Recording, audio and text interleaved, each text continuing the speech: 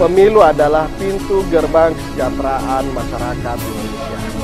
Mari sama-sama kita kawal pemilu di Indonesia agar terselenggara secara sukses dan bermartabat.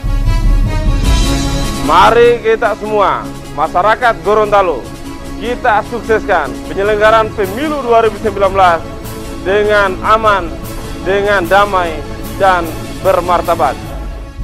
Mari sukseskan pemilu 2019, pemilihan presiden dan wakil presiden, serta pemilihan legislatif dengan aman, damai, sejuk, tanpa konflik, tanpa hoax, tanpa isu sara.